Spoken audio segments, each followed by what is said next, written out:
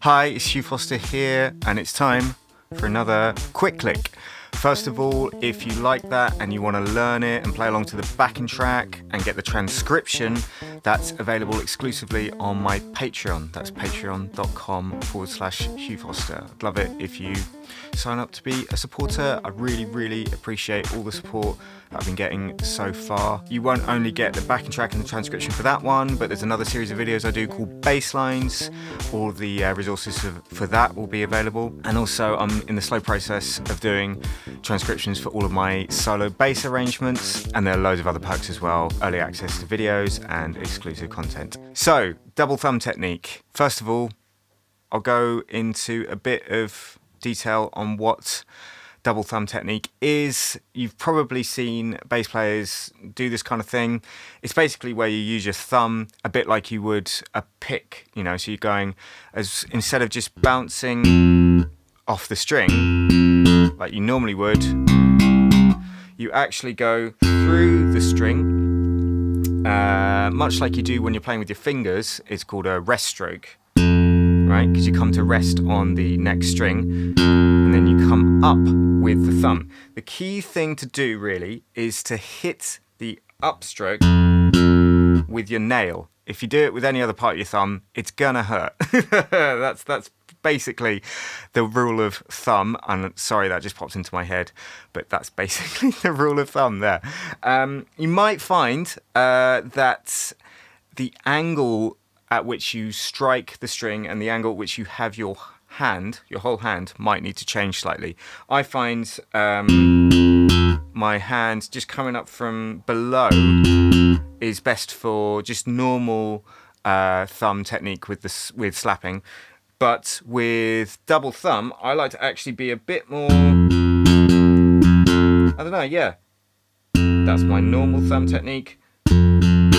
That's my double thumb technique. You might see people do this as well, like with all their fingers splayed out. And actually, I do quite like that sometimes. Just I feel like it's just a bit more tension in your thumb, and therefore, I don't know, just seems a bit more secure in the upstrokes.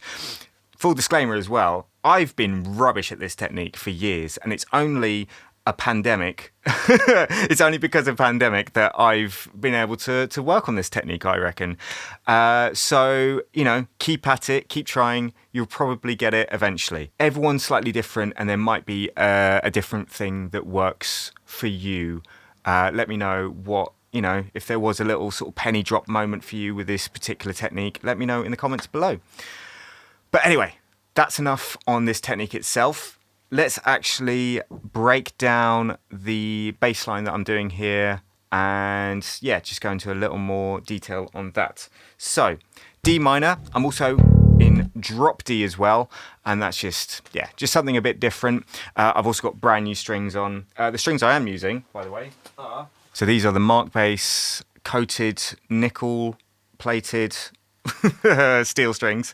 I thought I'd give these ones a go as my usual choice of strings, elixirs, seem to be out of stock everywhere at the moment. I'd say the jury's still out on my opinion of these ones. I put them on my 5-string as well, and I've gigged that a couple of times the last few weeks, and I feel like maybe they've gone dead a bit quicker than I would have liked, but apart from that, you know, no complaints. And that's just my honest opinion, not affiliated, not endorsed by Mark Bass. Anyway, so, yeah, as I was saying, I've got new strings on, I'm in drop D, and let's just break it down, slow it down a little bit. 1, 2, 3, 4.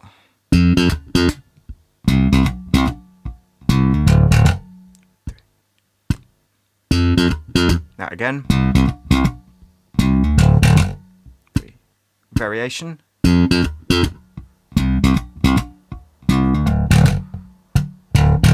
And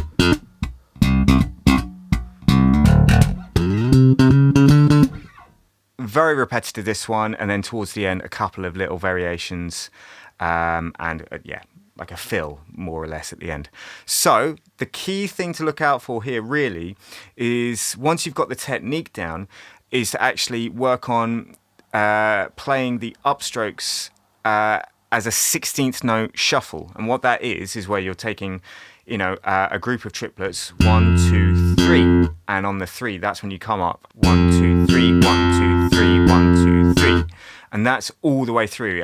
You don't really break away from that pattern. You've always got down, up, up, down, up, up, and then hammer on, down, up, and that's pretty much the pattern all the way through.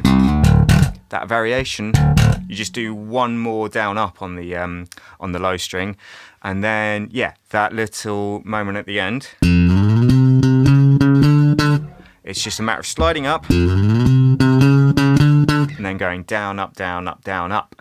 And that should pretty much cover the whole line. Like I said, it's a repetitive, simple one. If you're like me and you're fairly new, or you know, you're new to being competent at this technique, then I think it's a good one for just sort of working on just pure thumb. Nothing else going on, no popping or anything like that, just pure thumb, and yeah, just a few things, you know, just moving around the strings. And that pretty much covers it, I'd say. You know, no real big sort of like theoretical things to cover in this one. It's pretty straightforward. That's about it from me today. It's a quick lick. They should be done quickly. And don't forget, backing track and transcription available on my Patreon. The link for that will be available below. And just let me know, yeah, if you have any other thoughts in the comments below. And yeah, I'll see you guys next time.